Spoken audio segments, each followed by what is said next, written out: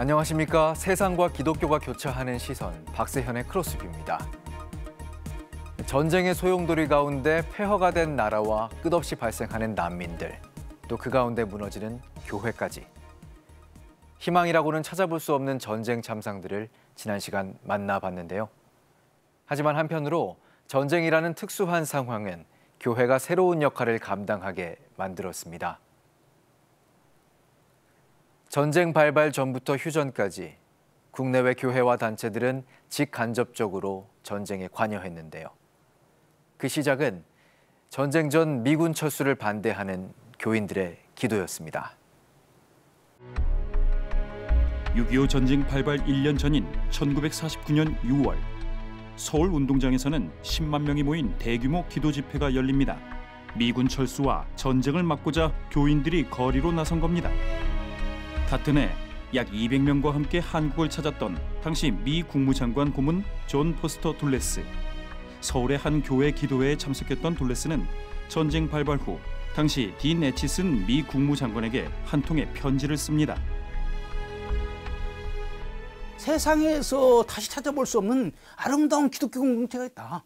만일에 공산주의가 남한을 완전히 정복하게 되면 이 사람은 다 죽는다. 우리 미국이 민주주의와 기독교를 중요시하는 나라라고 말하지 않았냐. 미국이 이것을 그냥 놔둔다고 하는 것은 이것은 하나님이 미국에 주신 사명에 어긋나는 것이다. 당시 미국 부흥사였던 빌리 그레엄 목사는 한국 전쟁에 미군 참전을 요청하며 백악관 앞에서 기도하고 트루먼 대통령을 설득합니다. 그 결과 미국은 역사상 유례없는 결정을 내립니다. 미국이 어떤 전쟁도 한국 전쟁만큼 그래 빨리 신속하게 참전을 하지 않았습니다. 만일 일주일만 늦었어도 한반도로 완전히 공산화되는 거예요. 이런 측면에서 빨리 미국이 왔다고 하는 것이 매우 중요하고 여기에 우리 기독교인들이 중요한 역할을 했다. 6.25 전쟁 발발 약 2달 뒤인 1950년 8월 초 전쟁에 대비하지 못한 남한 대부분 영토는 북한 수중에 들어갑니다. 대구 경남 일부 지역만 남긴 국군은 낙동강에서 최후의 전투를 준비합니다. 1892년 세워진 부산 초량교회에는 당시 피난온 약 250명과 전국 목회자, 장로들이 모여 2주간의 구국 집회를 시작합니다. 그때 사람들이 너무 많이 모여 예배당이 꽉 차서 문을 열어놓고 교회 마당까지 사람들이 밤을 꼬박 세우며 24시간 먹고 자고 하면서 하나님께 울부짖었습니다. 교회뿐만 아니라 산에서도 기도하고 피난 온 사람들이 천막치고 밤낮 없이 부르짖었습니다. 개인의 죄부터 민족의 죄까지 모두가 통회하며 마음을 모은 기도. 그런데 기도 중 생각지도 못한 일이 발생합니다. 마지막 날 기도회를 하고 부산에 호회가 이렇게 발해가 되는데요. 그 호회 내용이 메가드 장군 연합군과 인천 상륙작전 성공. 인천 상륙작전을 시작으로 전쟁의 양상은 변했고 한국교회는 전쟁의 고비마다 기도와 지원으로 힘을 실었습니다. 먼저 1950년 10월 19일 평양 점령 10일 뒤 기독교인들은 평양에서 환영 예배를 드렸습니다. 또 1951년 1월 9일 부산중앙교회에서 조직된 기독교연합 전시비상대책위원회는 미국 정부와 교회의 상황을 알리며 전쟁 지원에 나서기도 했습니다. 휴전이 임박한 1953년 6월 15일에는 부산에서 구국 신도 대회가 열렸는데 이때 모인 기독교인들은 한반도 공산화를 경계하며 휴전을 반대하고 나섭니다. 하나님께서 이민족을 긍휼히 여겨달라고 그리고 전쟁이 속히 종식되게 해달라고 이 나라와 민족을 위해서 기도한 것입니다. 특별히 공산주의 침략 세력에서 이 나라를 보호해 주시고 자유 대한민국이 건설되도록 기도한 것입니다. 통계에 따르면 전쟁 당시 시설에 수용된 전쟁 고아는 약 4만 8천 명. 통계에 잡히지 않은 고아까지 합치면 10만 명이 될 것으로 추정됩니다. 교회와 선교단체들은 누구보다 도움이 절실했던 고아와 과부들에게 손을 내밀었습니다. 6.25 전쟁 전부터 한국과 미국을 오갔던 미국 부흥사 밥 피어스 목사는 그중 대표적 인물입니다. 이제 전쟁이 일어나면서 그 남자들이 가서 싸우니까 엄마 여자 혼자서 이제 아이들을 돌보는 이제 그런 어려운 상황들을 이제 보게 되죠. 이제 그러면서 목사님이 이제 그 이들을 도와야 되겠다. 고아들과 과부들을 도와줘야 되겠다. 바피어스 목사는 때마침 같은 관심을 가지고 있는 한경직 목사를 만납니다. 그 한국 전쟁의 그 실상, 또 어린아이들의 모습, 또 그것으로 고통받는 그 엄마들의 모습, 이런 모습들을 이제 미국으로 이제 보내기 시작을 했고요.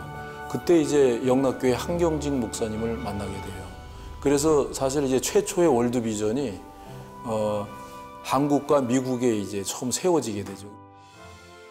현 월드비전의 전신 선명회와 기독교 정신으로 세워진 입양기관 홀트 아동복지회 주도로 전개된 고아와 과부 사역. 이와 함께 1951년 9월에는 기독교 세계봉사회 한국위원회가 결성돼 미국과 캐나다, 호주와 뉴질랜드로부터 대대적인 구호 물자가 한국에 들어옵니다. 즉, 국내외 구호 활동 중심에 교계와 기독교인들이 있었던 겁니다. 미국 정부와 미국의 민간, 특히 교회를 중심으로 지원되어진 액수가 1950년대 이 10년 동안의 미국의 통계를 보면 32억 달러의 원조가 이루어집니다. 우리나라 당시에 보건사회부, 지금 보건복지부의 전신이 되겠지요. 그 1년 예산보다 더 많아졌던 겁니다.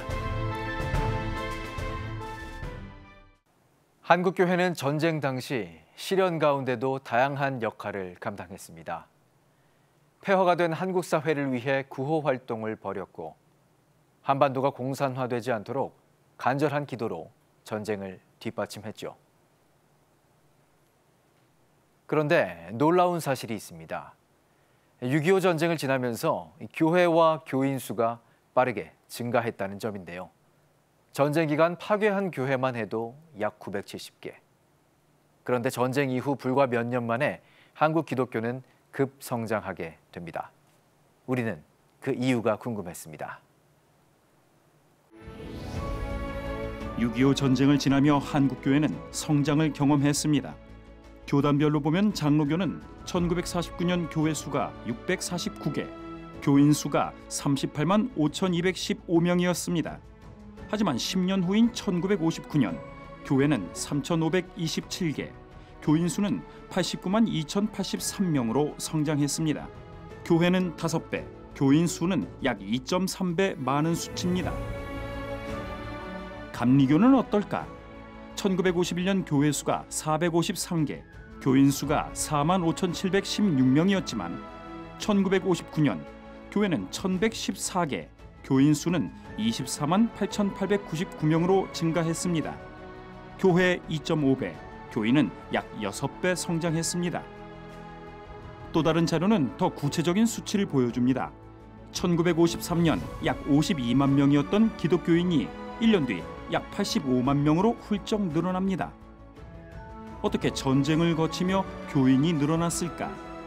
고난을 경험하기 때문에 사람들이 더 하나님께 나가서 기도하고 그 기도의 순간에 더 많은 사람들이 하나님을 만나고 사람들 자체가 전쟁을 통해서 슬픔을 경험하잖아요. 절망을 경험하잖아요. 그 경험이 여기는 하나님을 더 가까이 가게 하는 계기가 됐다고 말할 수가 있는 거죠.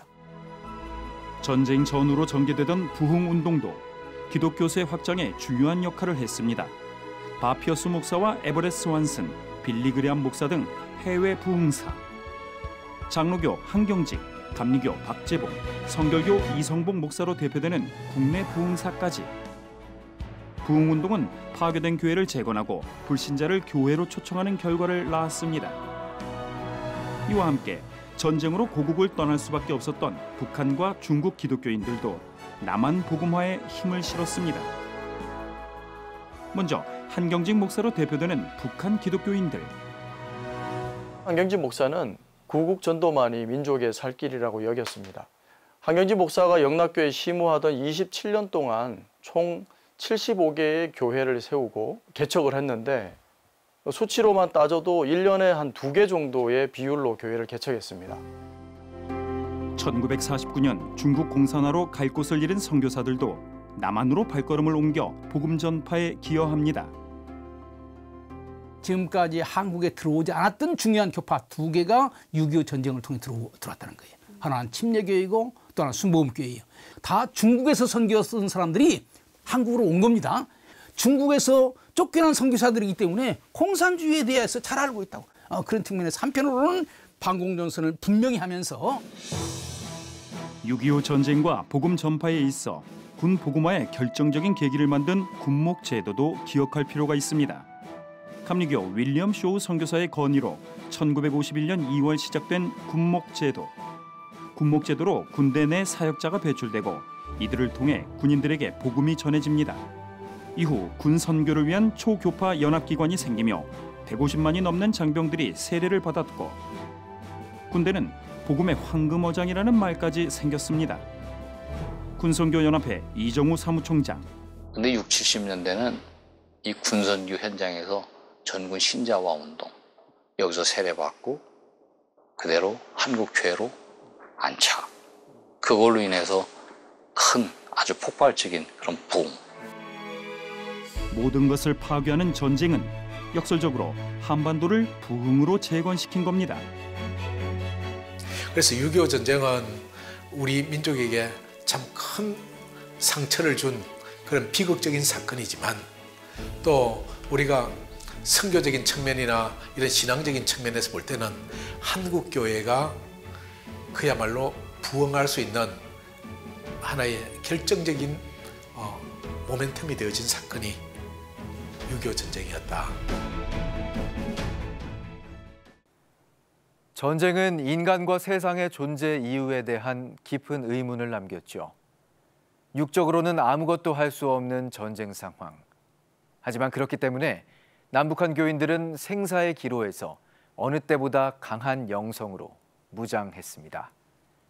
또 타국에서 들어온 선교사들의 헌신과 사랑은 전쟁 난민들의 마음속에 깊이 새겨졌죠. 국경을 초월해 예수의 이름으로 전쟁 중 사역을 감당했던 교회와 사역자들. 우리는 현재 지구촌 최악의 전쟁터 우크라이나에서도 그 모습을 찾을 수 있었습니다. UN 난민기구 통계입니다.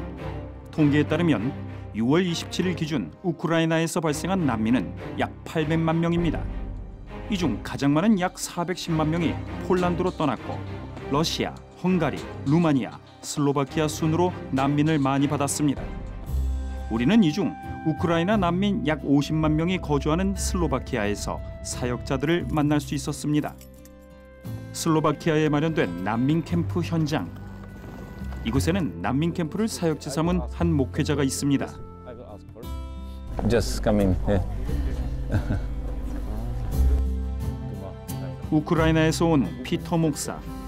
캠프에서 직접 식량을 나르기도 하고 자원봉사자들과 소통도 이어갑니다. 하지만 피터 목사가 캠프에서 맡은 공식 역할은 따로 있습니다. Here a spiritual assistant because there is one tent for pastors where people can come and pray and share and talk together. So I do it once a week. Yes, from 6 evening up to 12 evening. So this is my only ministry here. Yes.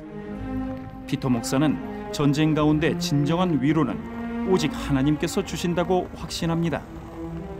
When I'm spending here, Lord will open the hearts of people, so they will receive the gospel, and they will be healed, they will be encouraged, even born again through this ministry. 슬로바키아 침례교회, 난민을 위해 교회를 제공하고 있는 한 목사. We bought washing machines and dryers, and this is where they were commuting. They have this is where they eat, where they ate and socialize. They have internet access here. We talk to them here, and sometimes we prayed together with them. 또 다른 방으로 따라가 봤습니다. This is what we quickly set up for them. 창고로 사용되는 방 안에는 옷들과 장난감들이 보입니다. 왜 난민들에게 교회를 개방한 걸까? It was very spontaneous. We felt so burdened and so sorry that we wanted to help. And we immediately opened the door. We were not even thinking about not. 한국을 비롯해 헝가리와 슬로바키아, 중동까지 각국 사역자들이 모인 교회. 이들은 난민을 위한 기도를 이어갑니다. That in the midst of the trials, no matter what things look like, we know that we can trust you to be our stable rock, that you can be the one that we always turn to. Father, we just want to lift up your name. 주님의 마음 받아 주님의 눈으로 이 모든 상황을 바라보고 아버지와 주님의 뜻을 더욱 순종하며 나아가는 귀한 주님의 교회와 또한 주님의 종들 되게 하여 주시옵소서. 감사드리며 그리스도 예수님의 이름으로 기도드렸습니다. 아멘. 우크라이나 국경 난민들에게 줄 식량을 보관, 운반하는 창고. 요셉의 창고라고 불리는 곳에는 우크라이나를 비롯해 여러 나라에서 달려온 한국인 선교사들이 있습니다. 6.25 전쟁 당시 도움을 받던 한국인들은 이제 전쟁으로 고통받는 사람들을 돕는 존재들이 됐습니다.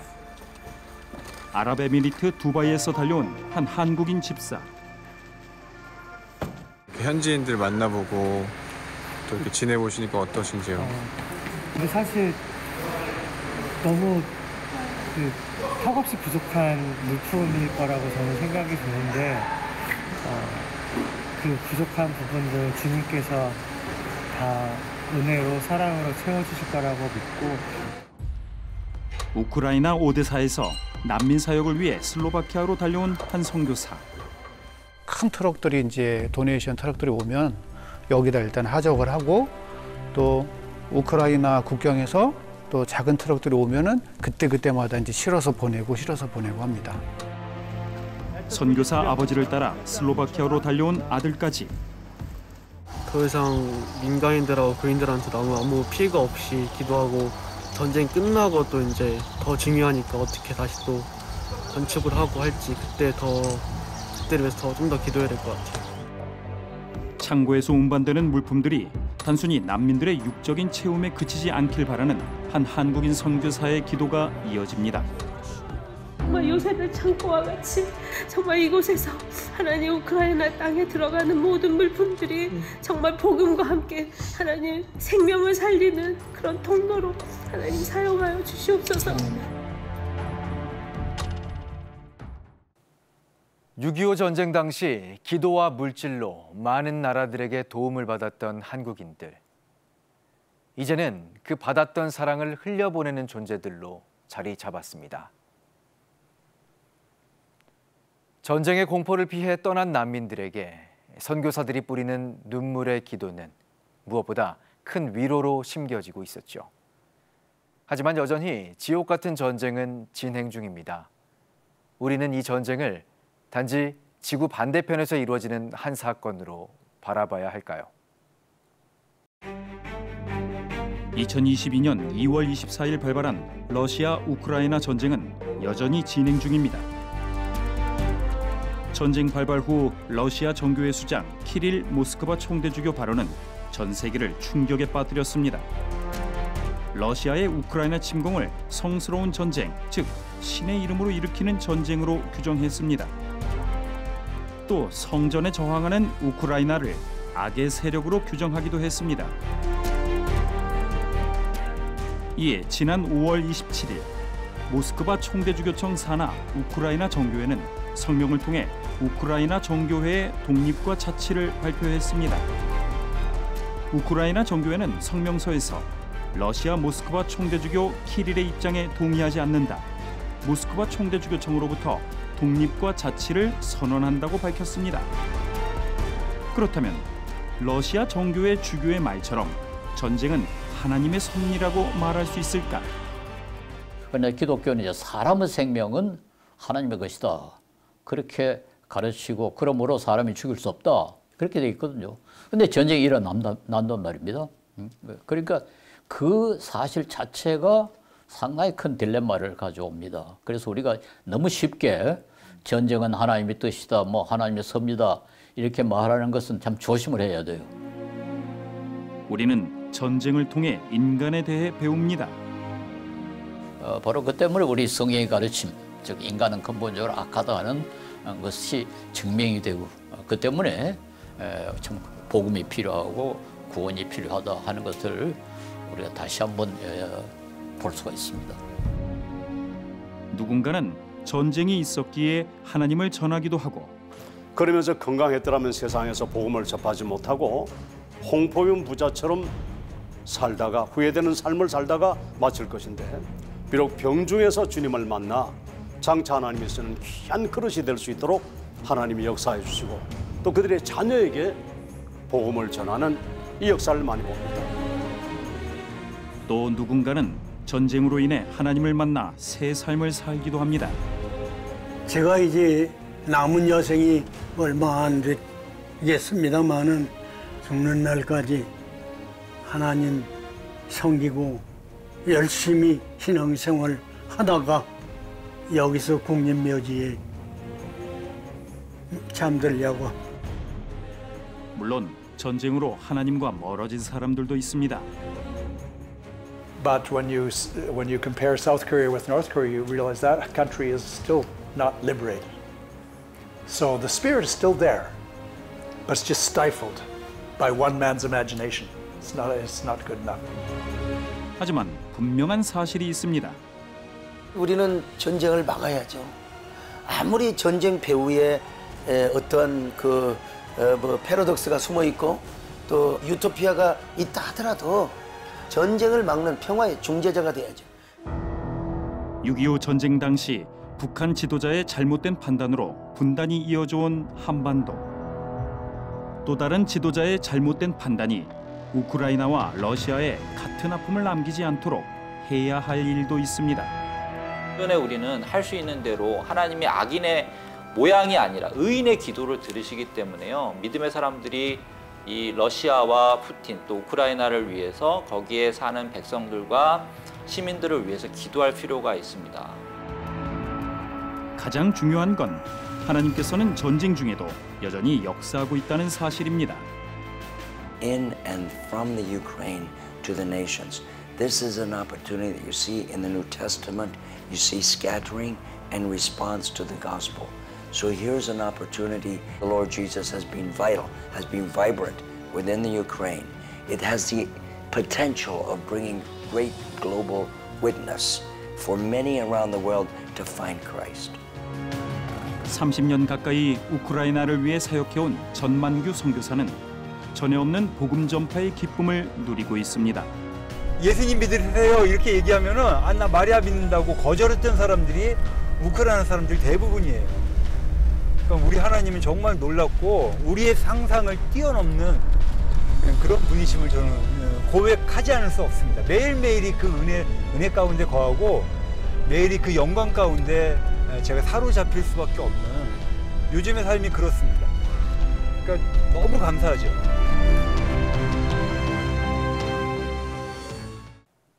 전쟁은 인간의 탐욕으로 발생해 왔습니다. 하지만 인간의 죄로 발생한 전쟁 역사 속에서도 하나님께서는 영혼을 찾으시며 역사하고 계십니다. 72년 전 6.25 전쟁은 한반도를 폐허로 만들기도 했지만 동시에 영적인 부흥을 가져다 줬습니다. 지구촌의 지옥이라 불리는 우크라이나 전쟁 가운데 천국의 소망을 만나는 이들이 있기를 바랍니다. 또 대한민국이 그랬던 것처럼 전쟁 후 폐허가 된 우크라이나에 영적 부흥이 있길 바랍니다. 그리고 하나님의 화평이 그 땅에 임하길 간절히 소망합니다.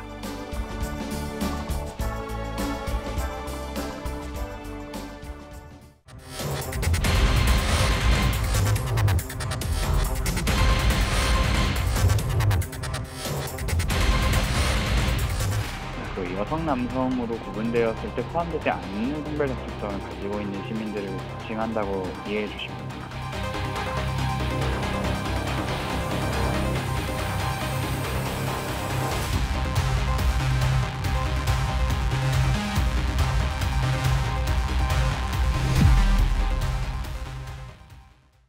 이 프로그램은 여러분의 미디어 선교 후원으로 제작되었습니다. 선교는 사명, 후원은 동역. 당신도 복음을 전할 수 있습니다. 선교 후원 02-6333-1003번